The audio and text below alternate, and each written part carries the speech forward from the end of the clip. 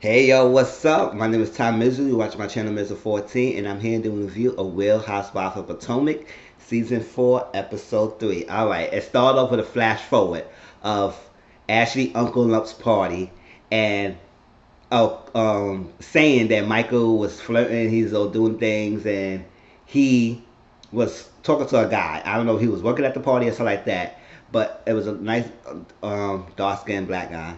And he was talking to him. He said, "Oh, you're a good looking man. You really good looking." And then he said, "Oh my God, that fucking thing is hard as a rock." So it was like, what he's talking about? And then it went back to 1 week earlier. And it said, "Fuck it, bring as hard as a rock." So I was like, okay.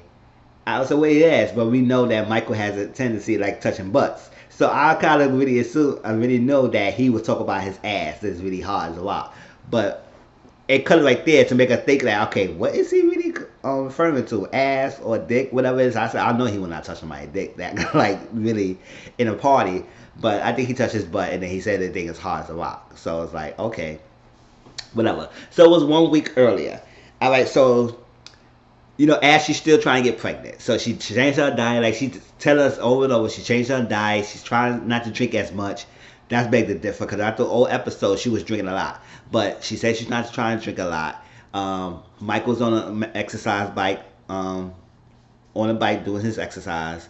And her mom came over. And she said her mom hadn't visited her since they had a little blowout where Ashley told her mother that she needs to cut her off and stuff like that, and Michael said you're doing too much and we can't support you as much like that, and really cut her off financially. He didn't say cut her off of your life, but Ashley had to take a stand and let her mother know that she really needs to. I need to come back on the finances because we can't support you and everything. And since then, they had a fallout. So she said her mother are really getting close to and not really kumbaya moments like that, and that she came and her mother's really excited, is all happy, is all cheers, she's smiling. She made shrimps for the mom and they were drinking Coronas. And I said, girl, for you to try to get pregnant and not stressing over pregnant and not trying to act alcohol so you can get pregnant, you really drinking a lot. Right? So to that point she had a Corona and so like that. So Michael came in the room and Sheila and Michael hugged it out. And Sheila is all happy and actually started crying. And it was nice. She said, "Oh my gosh."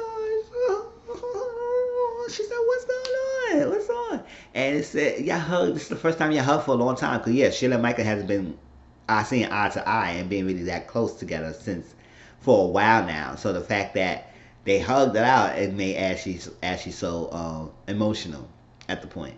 And she said she trying to get pregnant, trying to do things to not get pregnant, but yes, you stressing over getting pregnant, and you're not supposed to have too much stress. Because when you stress getting pregnant, you put the stress on it, you will not get pregnant. When you're not thinking about it and you just let it flow, let it be natural and stuff like that, and let it be, you will get pregnant. But you stressing over getting pregnant, it will not make you pregnant because in some way, shape, or fashion, form that if you're stressing over getting pregnant, your body is not gonna react to you getting pregnant because it goes killing up the things before it ever happens. So you need to have positive thinking, clear your mind, do what you gotta do, and not stress over it. Let it happen naturally. Because stressing it is only gonna kill your desire to get pregnant. Alright, Ashley? And she says when she stressed a lot, she drinks a lot. And I'm saying, so you stressing so much with pregnancy, it's causing you to drink a lot. When you say you're not trying to drink as much. Alright, Ashley, that's okay, girl. So Sheila and Ashley talk about Ashley Uncle Lump, and they're having a party for him, 52nd birthday party. And I guess she said, well, her father was not being in her life. Her uncle stepped up and took care of her. So it was like she's just like a father figure to her. And her Michael, Uncle Lump and Michael haven't been seen eye to eye either. Because last time Ashley told Uncle Lump about what Michael was saying about the pregnancy, and he was giving all excuses. He said, "Oh, I didn't want you to be like your mom," and stuff like that. And Uncle Lump, so he full of shit. He don't want a kid with you, and that's exactly what we always saying. He don't want a kid with you. He give me excuses, that type of excuses to have a kid with you. All the time to find out is the reason, maybe because miscarriage, he didn't want to go through with that again or something like that, or whatever reason. But now he's on board with the baby, so it's like, and we know that social media and stuff like that actually show that she is pregnant. I think she's 8 months or something right now, so she's carrying right now. So good for her. And the party theme is gonna be a '90s theme music party. So everybody supposed to dress up in '90s wear in that type of area, which was the best area in music genre to me, personally. Growing up in the '90s, it was a good era for music. I'm glad I lived to see that shit because now these days music ain't all that great. So let's move on from that. So Karen and Ray went to go do shopping for the headstone. So it's still emotional time period for her because her parents died within 7 months between each other. So they shopping for headstones. It's really a lot. And she explained to us that Ray is 2 years younger than her father. So she's just happy that Ray is good in health and had been there because she don't know what she would do when Ray is not there for her because she said Ray has been there for a while, have gone through a lot of things, and she hoping to see extra 20 years with him to have her life, love her life. So I said, yes, that's nice. And it's just sad that they're going through that. So they was doing the headstones. Look at that stuff. Sorry. Ooh, sorry about that. But yes, it's going through with it. And it just got to take time. It's a final step. But in the headstones, burying her parents and getting together. So we wish Karen to have a successful emotional well-being on her behalf and hope she get through this and get better in her life. I know it's gonna be tough for her, but she's a strong woman, and I believe she will be good. Now, Giselle went to see her therapist, Dr. Ken Ballard, and just told him about Sherman that up to the wedding and stuff like that, he was on board taking me to the wedding and everything like that. All of a sudden, he just 2 hours and a half before the wedding, he just up and canceled. So she just don't really know about him what's going on. So right now, she just kind of done with him. Like I don't know what's going on. She said, "Oh, do you really over with this thing, or you just gonna cut it off just like that?" Because Dr. Ballard told Giselle, you have a habit of cutting things off. With things is like one thing that you don't like or something, you cut them off. Maybe her friend. I think that friend, I was like, that friend would have been good for Giselle, but somehow, shape, way, or form, I think she didn't really care too much because because it was closer. I forgot why the reasons why she didn't want to deal with Ken, her friend, which was a good guy. So like that, I forgot. I'd go back. Maybe I had to go back and see what was the reason why she decided to end it with the friend. Maybe because she was too close to the friend, and he was too good, or it was something like that that she was saying that it was too much. Then it was another person and all that stuff, and Giselle couldn't get it together, so she was just cutting things off, cutting things, and she just can't get it. So he said you got to work on that because what you do is that how do you cut things off? You just end it right there. You don't have no emotional attachment, no emotional feeling. She said, no, I do. I take it to the bottle or something like that. So you just place your thing to something else. You self-medicate. She said, I don't know. That's what I do and something like that. But he said, what you do sometimes when you are hurting and you disconnect, you emotionally disconnect, and that means you take it out on other people. So you hurt friendships.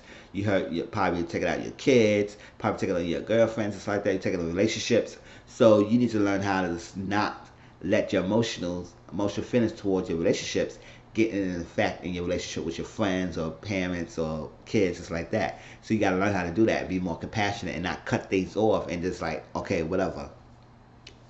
So he asked, do you think Sherman loves you? And she said she questioned that. I said, oh, you gonna start questioning that? That means you never really thought he really loved you. You just was trying to have assurance and say he would love you and be with you. But now when he up and ghosted since this show started and up in the air, I think he was all cool and a good thing when it's not too much. But when everything got in the spotlight and everything open, he really just like, you know what, I can't deal with this, and he just shut himself out. So now she was just like, I don't know, I can't deal with Sherman. It's really done. So what's more to continue on with it? I said the same thing. What more can you want? Because at the end of the day, there's nothing else happening from there. All right, so 3 days after the wedding, Candace and Chris is in the bed, and I guess they ain't go to the honeymoon yet. Maybe because they can't afford the honeymoon, because all that money was on that freaking wedding. When you should spend that money, you should spend some of that money on the Actually, $75,000 you spend on that freaking wedding, you should have used that for your honeymoon, whenever y'all was gonna go. But I guess not. So he said he gotta work and stuff. And they went to open gifts and basically talked about the mother and how she's part in the owner of the household. She has to stay in the house, so they need to have their own, because having their own is like they're not under their mother's wing. And she said she got to see her mother's in dosage, just like that, and not too much at once because she's can't. So right now, they need to work on it and get in their own. Yes. So Candy needs to get on her mother tits, get on her mother wing, and flap and spread her wings to be her own. Because as long as you stay getting handouts from your mom and let mom paying for everything, your mom gonna be always gonna be in your life, and she always gonna have opinions. And if you don't like her opinions, then you need to stop accepting her money, Candace. That's what it is. So you and Chris need to save your money. You don't have to go big. You get a townhouse just like Robin. All of this, yes, just like Robin. So do that. So you don't have to get something expensive right now. It's just only you and him, and y'all don't have kids yet. Y'all guess y'all will have kids in the future. So get a 2 bedrooms, 3 bedrooms, something like whatever townhouse y'all get. Something like that. You have to go overspend your budget for something living, and just start small. And then when you got then you can go up and get in your house and everything, stuff like that around Potomac area. All right. All right, so Chris and Monique with their kids. That little Melania, her daughter, they was talking about some cucumbers, right? And I think Chris Jr. wanted some more cucumbers. And they said, Melania, if you want to get some cucumbers, she said, no. I was like, go ahead, go ahead, little mama. She said, no. I'm eating my cucumbers. You're not getting my cucumbers. And she just really like, Melania was not having it. And Milani, why I call Milani? I don't, that little baby, Milani, that's her name. Milani was like, nope, you not getting my cucumbers. He not having my cucumbers. I'm eating my cucumbers. And they started laughing. I started laughing too. I said, that look good. It's something else. She is so cute. She said, not my cucumbers, bitch. Fuck out of here. She'll eat her cucumbers. And so she sat her on her lap, and she said, oh, excuse me, I'm sorry I farted. I said, oh. She said, oh, you do something. So they took the kids upstairs, and they took them in the bath, in a nice little bath. They washed themselves up. And it was going, I don't know what we're going to do with the third and everything. It was like, I know you talk about some fourth. He said, oh. I said, oh, we're not having no fourth, not that. You're going to get your snip. He said, I'm not snapping shit. I was like, oh, snap, Chris. But he said, well, the fourth will be an oops moment. She said, no, it ain't going to be the oops moment. You just get a snippet. And he said, nah. Well, I guess you're going to get 2,000 or something like that, because she said she can't deal with the fourth. 3 kids is enough. I said, yes. You got 2 little young ones now, and you got another one on the way. So, and then they all close. I was like, damn, if they have a fourth one after that, I said, I would go out of my mind. I said, 2 is enough. You got 1 girl and 1 boy. That's a perfect match. But we got another kid, so. All right, so Giselle meet up with her friend because she took her therapist advice and say, you know what? I need to start rekindling my friendship with people and learn how to make amends and stuff like that. So here comes Katie Ross.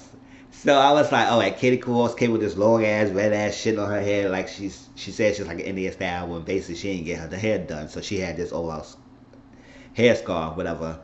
And remember Katie Ross, the first season of Potomac, when she was doing that Jewish guy Andrew, and she was so begging for a ring and begging for being married and all that stuff in his life, and I think he had kids together and stuff like that, and taking care of the kids and being stepmom.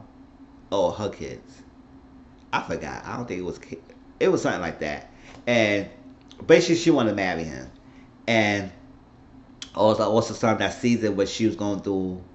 I guess she was going at it with Giselle and Robin about being black and being her heritage and all that stuff, and has a problem being black, and Katie wanted to identify herself as being black and stuff like that. So it was a whole self-identity issue, and on top of her getting acceptance and getting a marriage that she wanted. So that's that. So Katie, so after that first season, she was not there anymore. So she just left, and I guess no one happened to Katie. So now she's a friend of the show. So she came and her crazy cuckoo stuff like she always done, and Giselle said that her and Katie didn't have a good relationship, but they got back to cool again, and they're just working on the relationship, and she just needs to build on being compassionate and rekindle her friendship because she said Katie being good, she's a breath of fresh air, and she needed a distraction for her thinking of other things. So Katie mentioned that she has a boyfriend, 20th, what is that? She lived with her boyfriend. I think he's 27 years old or something like that. And he works, but he doesn't help support her bills or something like that. Whatever. She was going through some things with that. So I said, what happened to Andrew then? So I guess you and Andrew is not together anymore. So you know with this boyfriend now, and it was all craziness. So I was like, okay. I like Katie. I see. So Giselle invited Katie to the Ashley uncle's birthday party. So she gonna come, and you can meet the other. You can meet some of the ladies, and you have a good time, and we connect, get together. All right. All right. So Robin. Okay. So Robin, her mom is still doing this freaking house flipping rehab real estate business, and she said what it was intended for the house to be a 4 to 5 months project. It's turning like 8 months now, so almost a year. And what's going on, baby? We go to the house. That freaking weeds is still a lot of bunker bushes. It's still outgrowing. It's like need to cut that shit down, make it presentable. Like how who gonna sell a house with all this shit all over the place? These grasses and weeds and all that stuff is all over the place. So that's that. And then you go inside the house. It look like a lot of shit has been done. Like 4 to 5 months, and it goes to 8 months. You at least have the flooring, the painting, at least a lot of things, the appliances in there, and not too much. At least the appliances there, and they need to do some couple of touch up. At least the flooring and the painting done. I mean, that house looked like it's still under construction, like it's still under the first development stage. It's like, well, all these bunches of dust is still there. It's only had one contractor. You ain't getting no shit done if you only have one contractor. With the contractors? Like multiple people, so you get the shit done. Like, so I guess they're $50,000 right now, and they need more money in the budget. Make actually like probably extra 10,000 something more to make it 60,000, and then hopefully they sell the house for 150 something dollars and make a $50 project, 50,000 whatever profit that she can make from this house. And I was like, oh girl, well, it seems like you're not making much with that freaking thing. It's almost a year and you really have barely shit done. Like toilet's not even in. That freaking bathroom still look like it's neat. I was like, Robin, what are you and your mom is doing? Like seriously, boo. So Juan is up there. He said, oh, what's all this? Y'all really done this like 8 months, and what's being done? I was just like Juan. I said, hold up, chick. You 8 months in, and this how much y'all got done? I was like, chick, you need to stop while you're ahead and do something else. Shoot, sell properties that's already been renovated, already done start and do that way or something like that, because you your rehab project, you're not doing a good job with that chick. All right, so Ashley invited Candace over to her little thing, to her restaurant, whatever, and they had a little sit down. Ashley and Candace's relationship is not only friend. According to Ashley, we are fr. We not all the way a friend. We are fr. I said you had to go through that fake. I said listen. It's either we cool or we not. If we not gonna be cool, we're not gonna be sitting here and trying to do drinks with you, something like that. So Candace came to visit her, just check about how she's doing and everything. Ashley said commended her about her party, her wedding. It was very nice. The dress, everything was beautiful. She said that, and it's just how things going on. She said, I'm trying to get pregnant, so that I'm trying to drink and everything. And Ken was like, if you're not trying to drink as much, why is she throwing this coronas back? And why is she drinking so much? So Candace is very confused of actually action and what she wants versus what is she saying and what is she doing. So like that. So I was like, all right. So Candace is side-eyeing Ashley. So they had a little drinks and a little talk, and that was that. Alright, so Karen and Giselle meet up finally. Cause remember last time Giselle went to her house and Karen turned her ass right back around and said, I'm still grieving, we don't got time for this. So Karen just went to Sage her house. Sage her house. She said, oh, there's bad spirits coming in, we're going bad spirits. Sage, all that shit need to be done. Sage. I said, oh yeah, go ahead. And she said the sage is blowing out. She said, oh, Giselle's dark. We need to light this shit up. So she said she goes to Sage's house and Sage Giselle while she walks there, and she's actually did the same thing. Giselle walked in. She said, okay, we're going to maybe come in this house this time. It's like, listen. So, got Karen, opened the door, walked in and said, oh, she said, Karen, you just not sage me. You sage me, Karen. She said, yes, I just sage the house, boo boo. I just do it. She said, I can't believe you sage me. And she said, yes. So she didn't make a big deal of it, but she was like, well, she saged me. And she said, oh my God, I finally see the house. This is the house. All of this is your house, right? So she was like, the old Ken would show me every look cranny of the house, upstairs, downstairs, left, right, in and out, outside, backwards. She would show everything. But now she only showed me 2 rooms in the house. I said, because you're not worth it. You're not worth the tour. So if you come to my house, you're not going on her grand tour of the house because you haven't been in there and you think that was not my house. If you go shade me and say I don't live in my house, no, you're not living in the house. So you're not getting the tour of the house. So you get that kitchen and the living room. That's where you're going to be. Especially if you haven't been good terms. You want to go on my house so you could judge me. Because when she walked there, she was looking at the house, looking at everything, touching everything, seeing everything is real. All that. She said, what? I was like, you shady ass Giselle. Like, you coming there just to try and see the house and everything. And so they sit down. She said, try to get her friendship with Kendall with Cam. And Cam says it's a work in progress. So we just can't jump into it because you said your action has and your behavior been deplorable. And she said, your behavior been deplorable? She said, yes. I said, oh, okay, deplorable. So she knows she had to be in good fashion. So she said she tried to work on being compassionate because that's what she needs to do as an assignment, be more compassionate. She said, because I don't have any compassion. I said, oh, we know you. We know we don't. I met you in the first season. And at first, you was cool. And then all of a sudden, we was like, Giselle, you start showing your colors. You're not really that good as you say you are. You're very judgmental. You're very shady. You're very not compassionate. And he's like, okay, you loyal to yourself. All right. So they was talking. And it was like, oh, deplorable. Just like that wig you talking about. And that shit was funny. I was like, that wig Karen last season. It's like, hold up.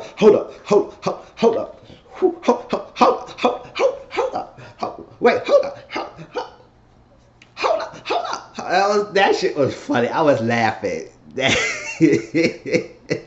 was funny at that picnic. All right, so they was talking and saying, listen, we're gonna be cool and stuff like that, but it's gonna take a while to get to that point. She said, you know what?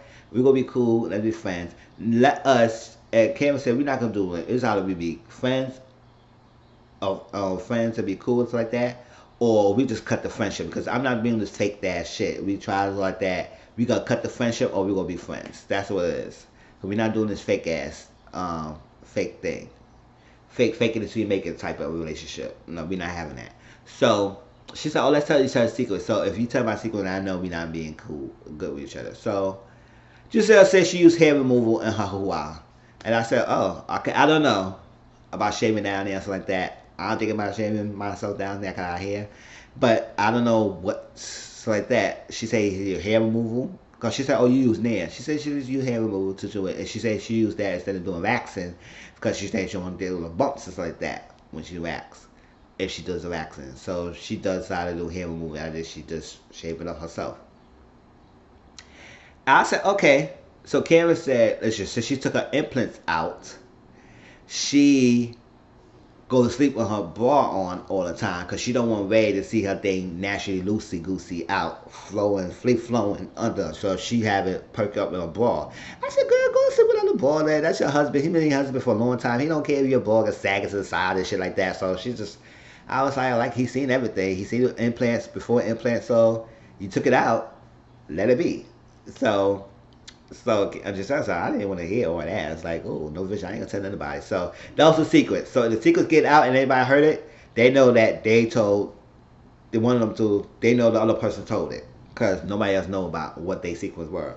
I said, oh, that's a little petty city. I said, y'all got to try to do a game and see who will tell the secret to see if y'all really good friends or not. I said, I want to go through all that. It's not high school. All right? So here goes the party, right? Ashley, Uncle Up, stuff like that. Everybody was there in 90s theme on a party, stuff like that. Michael's is Michael Smith, and stuff like that. Connie, Fresh Prince of Bel-Air, Will Smith. And I said, okay, cool. And Ashley did her little jumper, little big square earrings, so that's like that. And people came. Monique, not Monique. Candace brought her husband. Monique and Karen and decided not to go. And Ashley was hoping that Karen was going, they was gonna be there.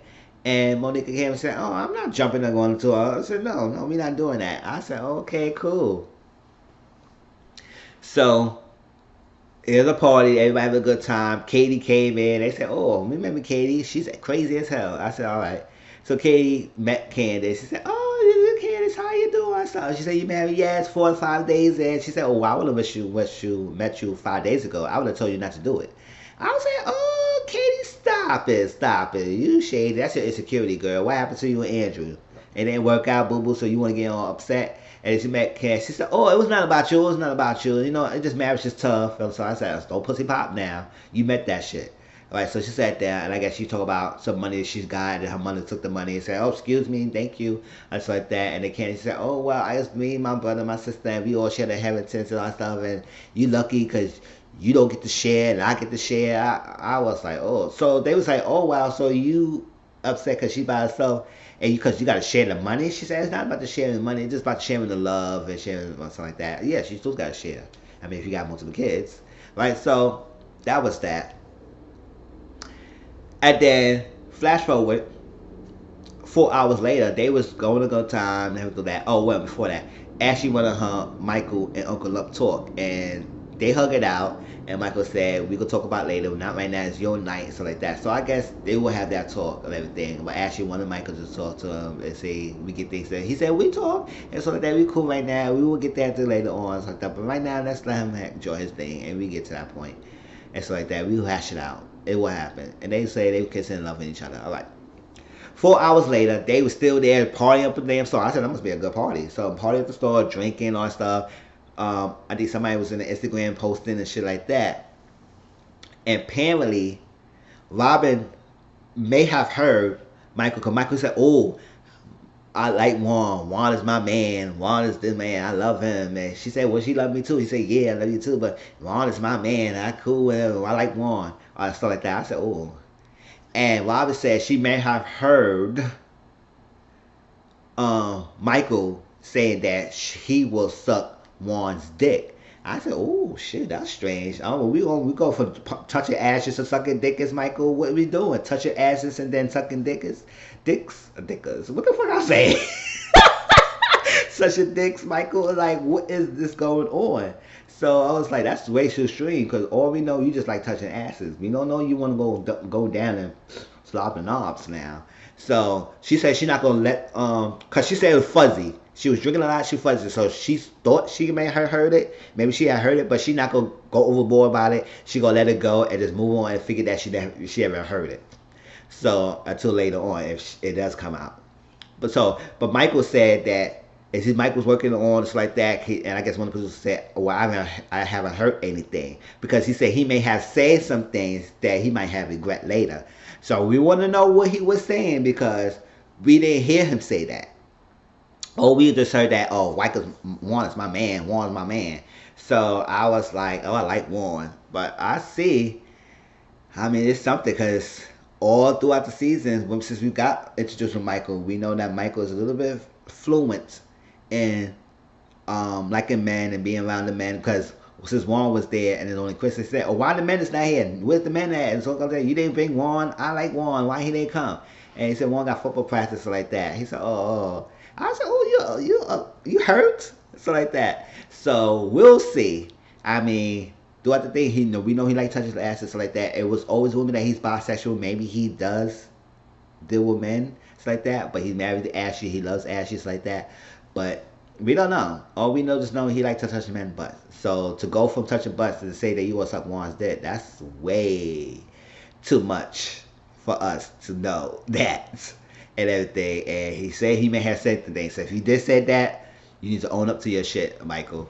All right, that was with House of Potomac, y'all. Please tell me in your comments what y'all think about it. If you're new to my channel, please subscribe, and I'll talk to y'all later. Peace.